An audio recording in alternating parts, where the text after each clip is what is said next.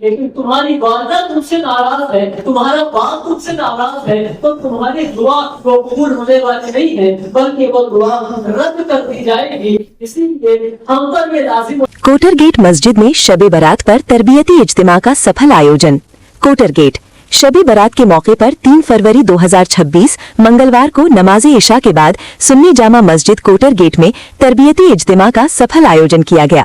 کارکرم کی شروعات قرآن پاک کی تلاوت سے ہوئی، جس کی سعادت حضرت مولانا غلام جیلانی یزدانی صاحب نے حاصل کی، جبکہ کارکرم کی نظامت محمد نسیم رضا نے کی۔ اس موقع پر بارگاہ رسالت مآب صلی اللہ علیہ وسلم میں نعت رسول پیش کی گئی۔ قاری محمد رضا، علی اشرفی، مختار اشرفی اور اعجاز شیخ نے نعت پیش کر محفل کو روحانی ماحول سے بھر دیا۔ کارکرم کے تحت افتتاحی خطاب مفتی حسان نجمی صاحب نے کیا۔ انہوں نے شب برات کی فضیلت پر قرآن و حدیث کی روشنی میں وسترت بیان دیا۔ انہوں نے حضرت معاذ بن جبل رضی اللہ عنہ سے منسوب حدیث پیش کرتے ہوئے بتایا کہ اللہ تعالیٰ 15 شعبان کی رات اپنی مخلوق کی طرف خاص توجہ فرماتا ہے اور مشرک اور کینہ رکھنے والوں کے علاوہ سب کی مغفرت فرما دیتا ہے۔ اس کے بعد اسلامک اسکالر مولانا محمد رضا صاحب نے توبہ کے مسائل پر بیان کرتے ہوئے توبہ کی اہمیت اور اس پر استقامت کی ضرورت پر زور دیا۔ انہوں نے قرآن و حدیث کی روشنی میں توبہ کے فضائل بیان کیے۔ کارکرم میں آگے چل کر حلقہ ذکر بھی آیوجت کیا گیا،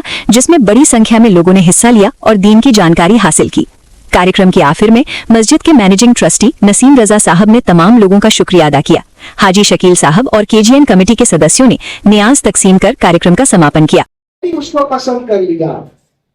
یہ حضرت عبداللہ بن مسعود رضی اللہ تعالیٰ عنہ کا مقام و مرتبہ ہے۔ اعلیٰ حضرت مطالعہ رضویہ نے لکھا کہ حضرت عمر فاروق اعظم رضی اللہ تعالیٰ عنہ ان کے تعلق سے فرمایا کرتے تھے یہ علم کی گٹھری ہے۔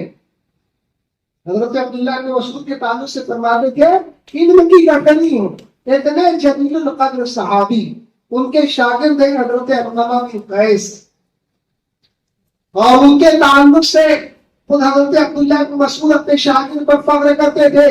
اور فرماتے تھے کہ جو میں جانتا ہوں علقمہ وہ سب جانتے ہیں۔ ایسے شاگرد تھے حضرت علقمہ بن قیس، وہ فرماتے تھے کہ علم کی زندگی تکرار ہے، علم کی زندگی تکرار ہے، دہرانا ہے، ریپیٹ کرنا ہے، بار بار اس کی تکرار کی جائے تو علم پختہ رہتا ہے، ورنہ وہ یادداشت سے محو ہو جاتا ہے، دل سے نکل جاتا ہے، دماغ اس سے خالی ہو جاتا ہے۔ اس لیے اگر آپ یہ چاہتے ہیں کہ آپ کے نام اعمال میں ڈھیروں میں امتیازی کی جائے اور اس کے ساتھ ساتھ آپ کو یہ حدیث طیبہ یاد بھی رہے، تو اس کے لیے آپ کو کیا کرنا ہے؟ درست اور صحیح بات آپ کو دوسروں تک پہنچانا ہے، پہنچائیں گے انشاءاللہ۔ تو بہت ساری حدیثیں مفتی حسان صاحب نے جو ہے آپ کے سامنے پیش کی، ان میں ایک ذکر انہوں نے کیا کہ آج کی رات جو ہے تقسیم امور کی رات، آج کی رات بڑی مقدس رات ہے اور امور کو تقسیم کیے جاتے ہیں، جو کام ہے وہ بانٹے جاتے ہیں، فرشتوں کے سپرد کیے جاتے ہیں۔ امام عبد الوہاب شعرانی رحمۃ اللہ تعالی علیہ نقل فرماتے ہیں اپنی کتاب میں کہ ان کے پیر بھائی نے جن کا نام تھا شیخ افضل الدین، وہ ایک مرتبہ امام عبد الوہاب شعرانی سے کہنے لگے کہ اے عبد الوہاب، میں اپنی اس مٹی کی جگہ کو جانتا ہوں جو میرے باپ حضرت آدم علیہ السلام کے ساتھ بوندی گئی تھی، میں اس مقام کو جانتا ہوں جہاں پر میری موت واقع ہونے والی ہے، جہاں پر میرا انتقال ہوگا، اس جگہ کو میں جانتا ہوں۔ تو حضرت شیخ عبد الوہاب شعرانی نے آپ کو قسم دی، یا شیخ آپ مجھے اس جگہ کی نشان نہیں کر دیں، مجھے اس جگہ کا پتہ بتا دیں۔ تو آپ نے فرمایا کہ میری مٹی جو ہے مکہ معظمہ میں بدر کے قریب جو مسجد غمام ہے وہاں پر میری قربت بنے گی، وہاں پر میری موت واقع ہوگی۔ اور جیسا شیخ نے فرمایا تھا،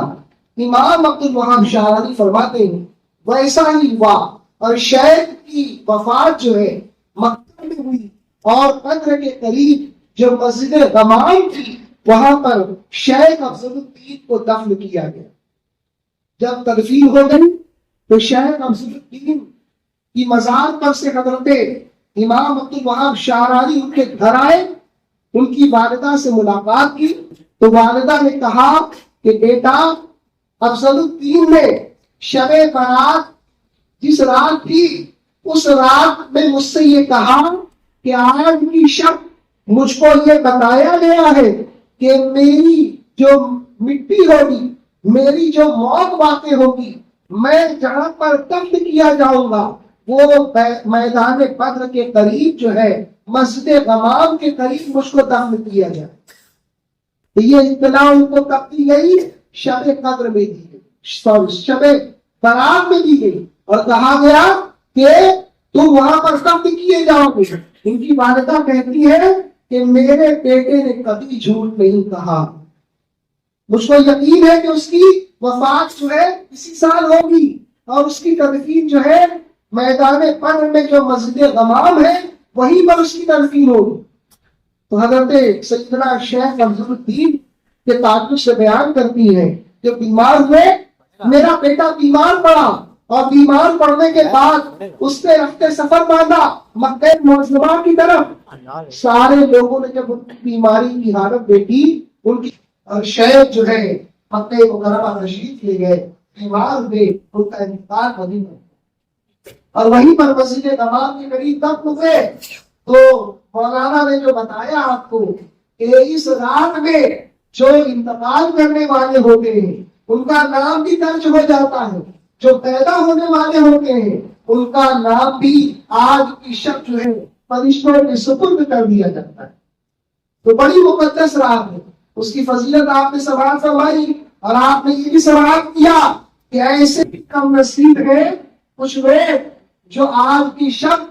جن کی مغفرت نہیں ہے، آج کی شب بھی ان کو بخشا نہیں جاتا. ان میں سے ایک شخص جادوگر ہے، جو جادو کرنے والا ہے، یا تو وہ خود جادو کرے یا وہ دوسرا کوئی شخص کسی سے جادو کروائے، تو ایسے شخص کی بخشش بھی آج کی شب نہیں ہے. یہ جادو بڑی خطرناک چیز ہے اور اس کا اثر ہوتا ہے، اس کا ثبوت قرآن عظیم سے ہے، نص قطعی سے جادو کا ثبوت ہے. قرآن عظیم میں جادو کا ذکر کیا گیا ہے اور جادو سے ہونے والے جو مضر اثرات ہیں ان کا بھی ذکر کیا گیا ہے کہ جادو کی وجہ سے انسان کی کیفیت میں کیا تبدیلی ہوتی ہے، اور اس کے توڑ کا بھی ذکر کیا گیا ہے. اس کے بہت سارے توڑ ہیں. ایک توڑ میں بھی آپ کے سامنے عرض کر دوں کہ جادو کو توڑنے کے لیے، جادو کے دفع کے لیے آج کی شب بھی ایک عمل کیا جاتا ہے، آج کے دن بھی ایک عمل کیا جاتا ہے. وہ عمل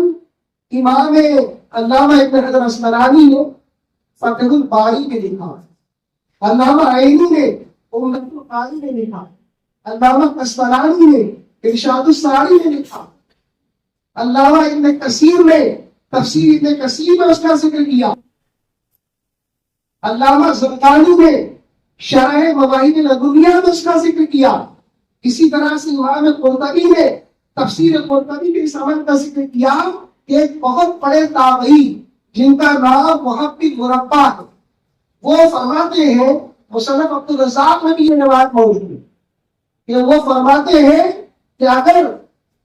کوئی سحر زدہ ہو تو وہ اسے چاہیے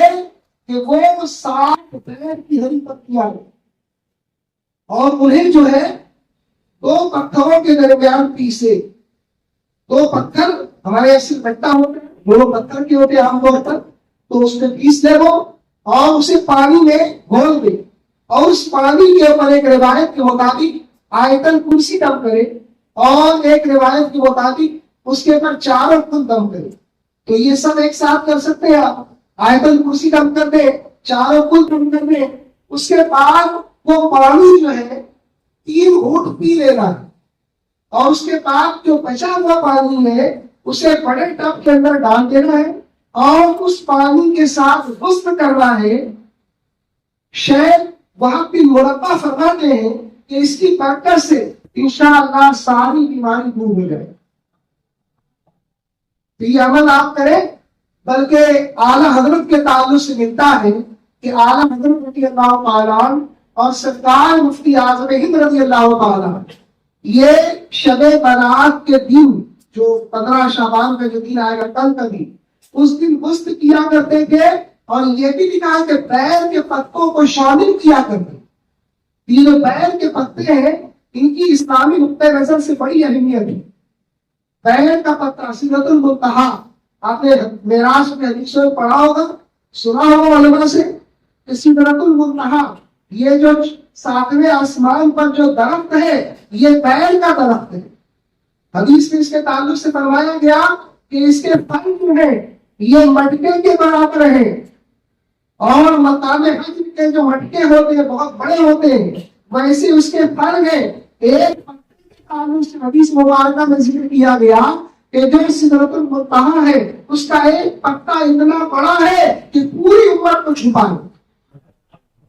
اتنا عظیم الشان بیل کا درخت ہے. اسی لیے بیل کے درخت کی عظمت حضور علیہ الصلوۃ والتسلیم نے بیان فرمائی. سنن ابو داؤد کی صحیح حدیث ہے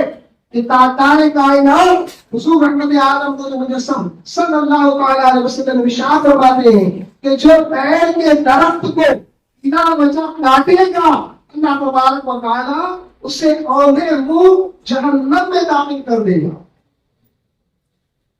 امام ابو داؤد فرماتے ہیں کہ اس حدیث کا مطلب یہ ہے کہ وہ درخت جو سایہ دار ہو، جو لوگوں کو سایہ دیتا ہو، لوگ اس سے فیض حاصل کرتے ہو، ایسے درخت کو اگر کوئی شخص، ایسے بیل کے درخت کو اگر کوئی شخص کاٹے تو اس کے لیے حکم یہ ہے کہ ایسے شخص کو جو ہے اللہ تعالیٰ جو ہے جہنم میں داخل فرما دے.